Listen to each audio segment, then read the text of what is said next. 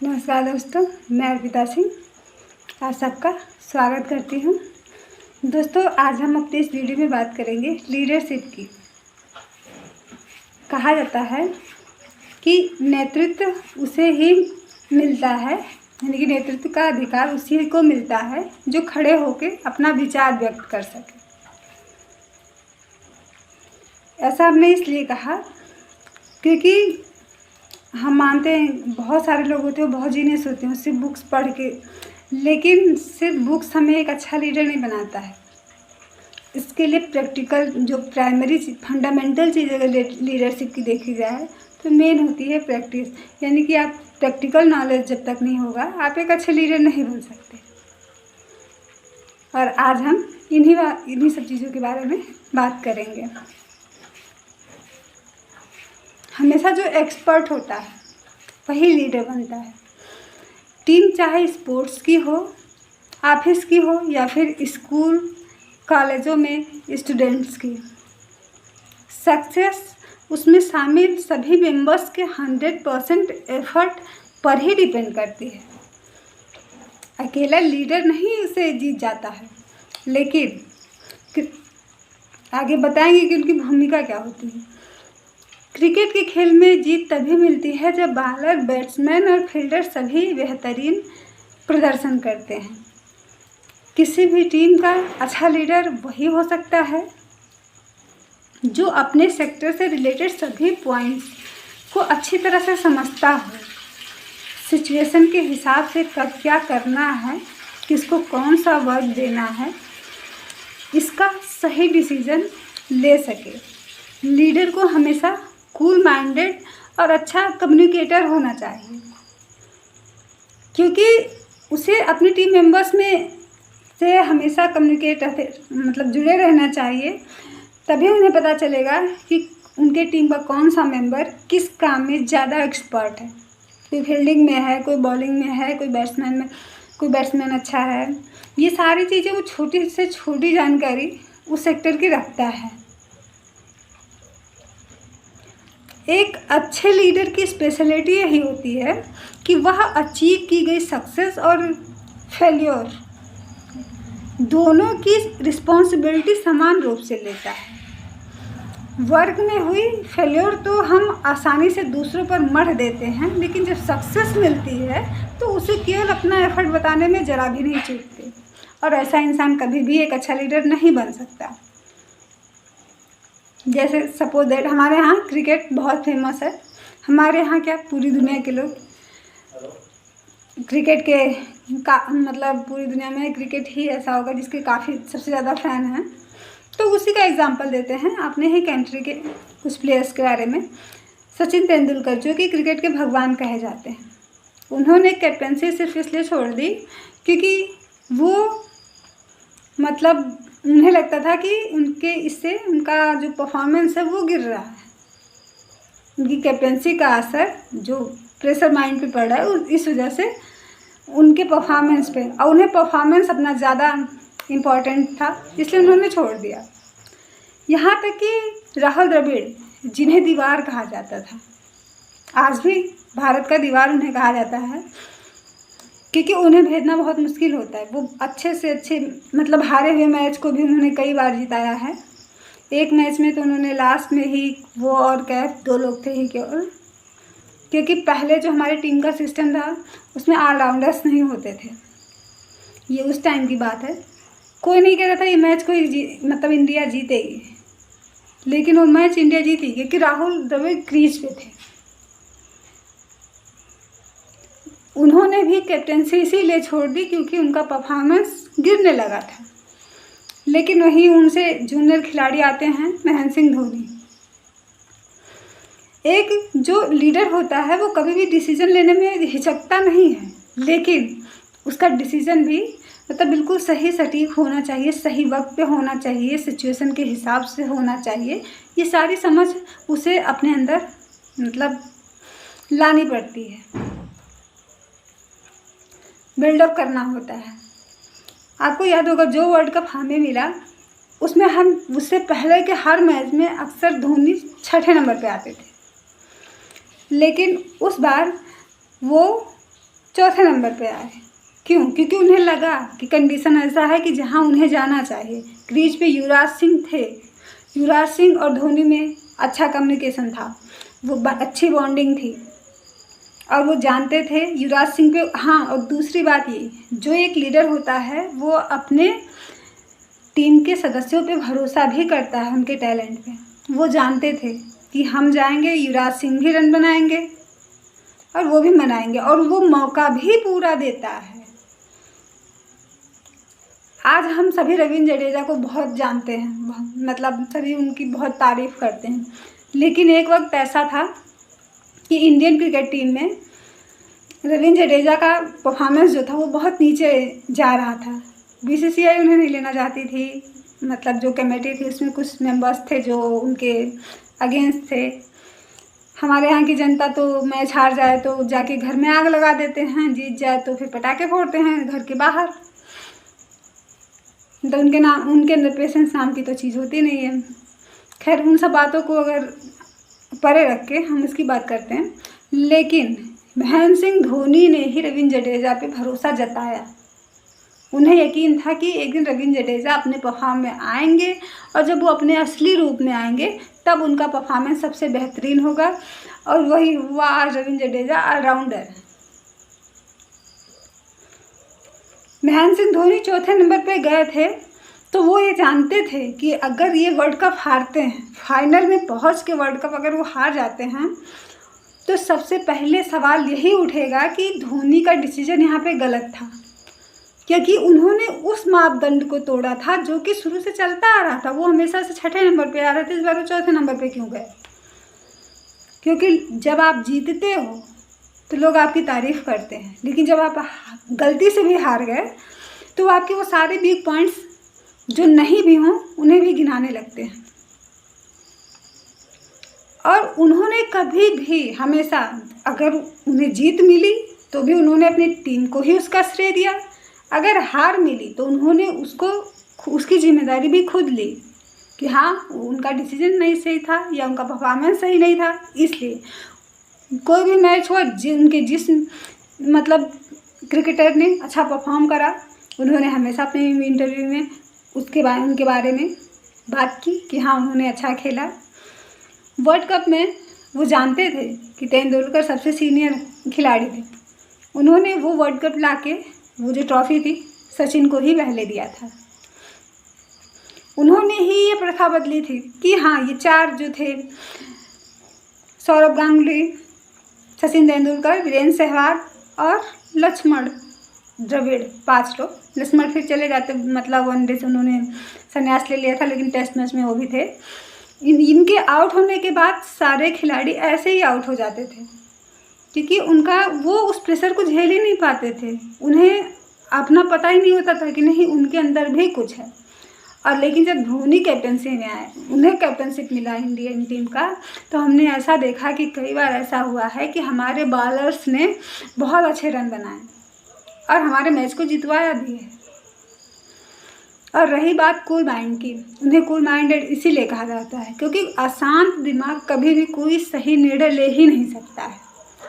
दूसरी बात कि अगर आपके सेना नायक का ही चेहरा धुंधला हो जाएगा, उसका ही चेहरा बुझा रहेगा, अगर क्रीज पे आप देख रहे हो कि हाँ, हमारे विकेट्स जा रहे हैं, या फिर सामने वाला रन ज़्यादा बना रहा है, या हमारे बॉलर्स फेल हो रहे हैं, तो अगर आपके चेहरे से वो झलक दिख रही है, तो जो आपके सदस्य हैं वो भी उसी तरह से सोचने लगेंगे। मतलब उनके अंदर भी ये बातें आ जाएंगी कि वो नहीं जीत पाएंगे। इसलिए एक कैप्टन को स्ट्रांग भी बनना पड़ता है कि उसके फेस को कोई रीड ना कर सके। माइंड को रीड करना तो बहुत दूर की बात है। और धोनी में एक कमाल की बात ये थी,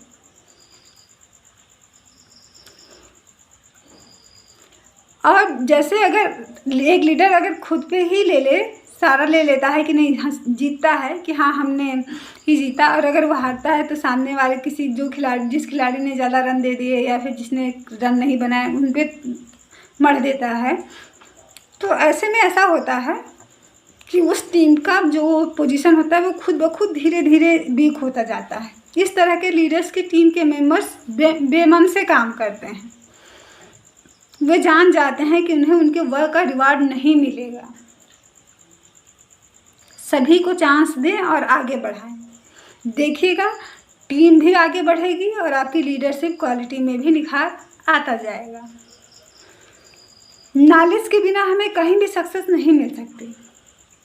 जिस भी फील्ड में जाकर आपको लीड करना है उसकी सभी बारीकियों को अवश्य समझ लें। इससे रिलेटेड सेक्टर्स को भी नॉलेज लें। इंडस्ट्री से जुड़ी नॉलेज, प्रैक्टिकल वर्क और उससे जुड़े लोगों के वर्क एक्सपीरियंस को हासिल कर सकते हैं। उनसे मिलें, उनसे बात करें। हमेशा एक सफल व्यक्ति आपको सब कुछ नहीं सिखा सकता है। एक असफल व्यक्ति भी आपको वो सिखा सकता है जो एक सफल व्यक्ति नहीं सिखा सकता, क्योंकि एक सफल व्यक्ति का यात्रा जो होता है वो सफल होने के बाद वहीं ख़त्म हो जाता है, वो वहीं रुक जाता है। लेकिन एक असफल व्यक्ति वो जानता है, वो उन सारी बारीकियों को होल टाइम देखता रहता है कि हाँ उसने कमियां कहाँ कहाँ थी जिससे वो असफल हुआ।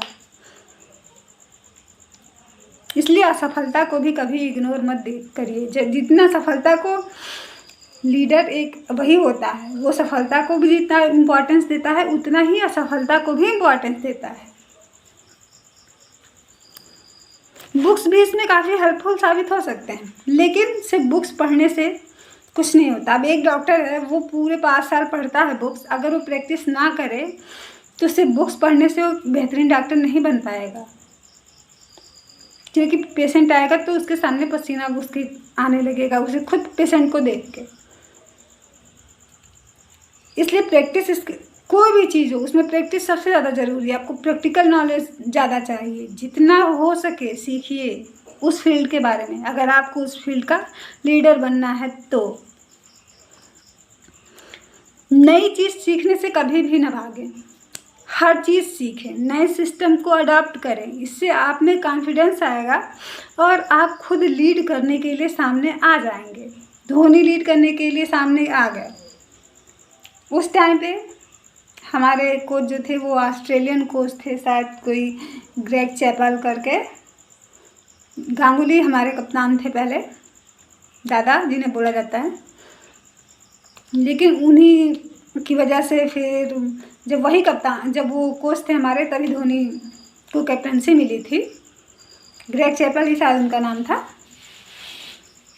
उन्हें कुछ कमियां दिखाई दी होंगी और इसी के लिए बहुत सारे बवाल भी हुए थे कि हाँ सहवाग से धोनी जलते हैं, इसलिए सहवाग को हटाया गया।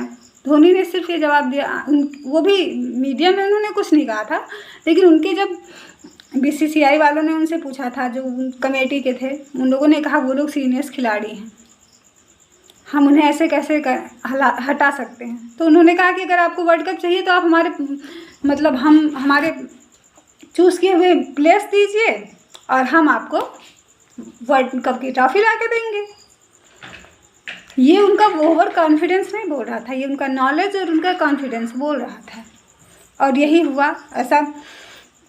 ऐसा कोई भी ट्रॉफी नहीं है जो भारत को नहीं मिला उनकी कैप्टनसी में,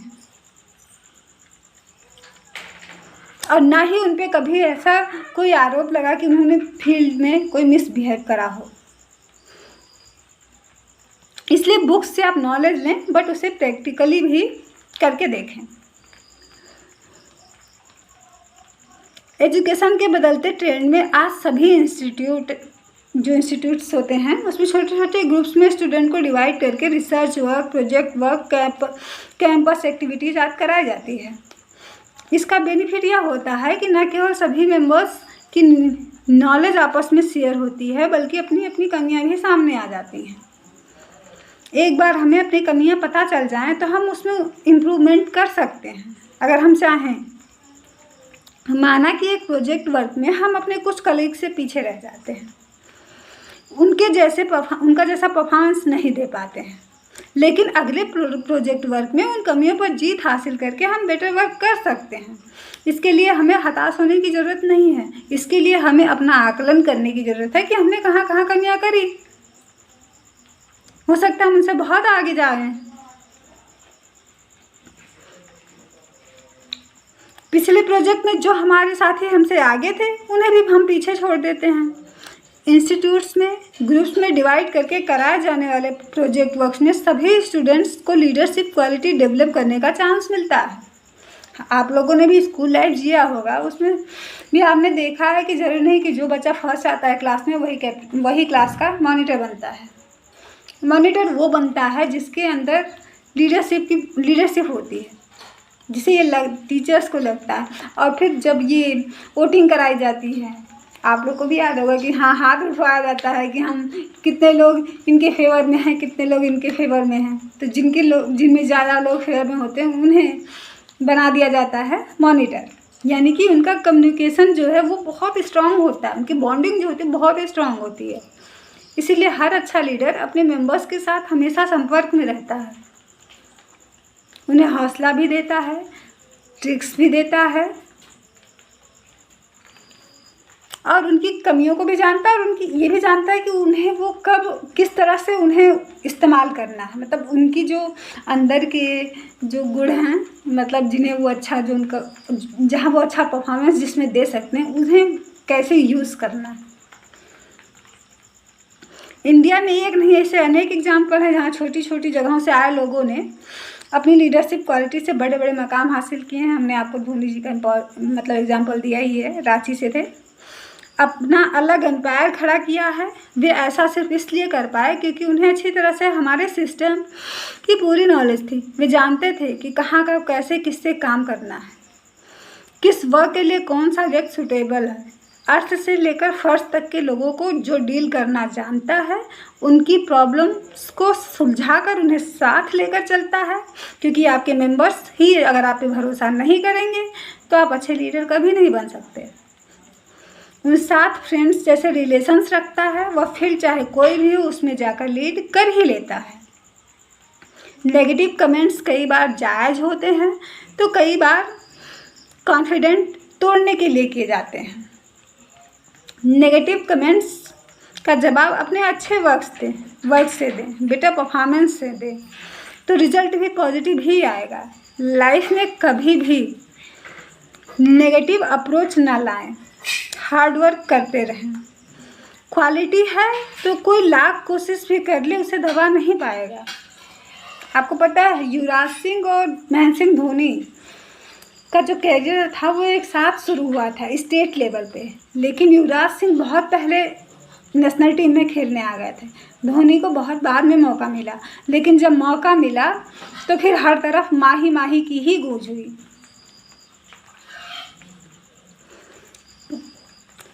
लीडरशिप क्वालिटी के लिए टीम वर्क में काम करें। इसमें टॉप बॉटम तक की एक कड़ी होती है। कई तरह के डिसीजन सामने आते हैं, अनेक आइडिया डिस्कशन से निकलते हैं जो आप अपने मेंबर्स से करते हैं, तो अनेक आइडिया डिस्कशन से तभी निकलते हैं। ट्रांसपेरेंसी होती है, एक लीडर और अपने उसके टीम के मेंबर्स के बीच में कोई भी चीज़ हाइड नहीं होना चाहिए। ट्रांसपेरेंसी हो, पारदर्शिता होनी चाहिए।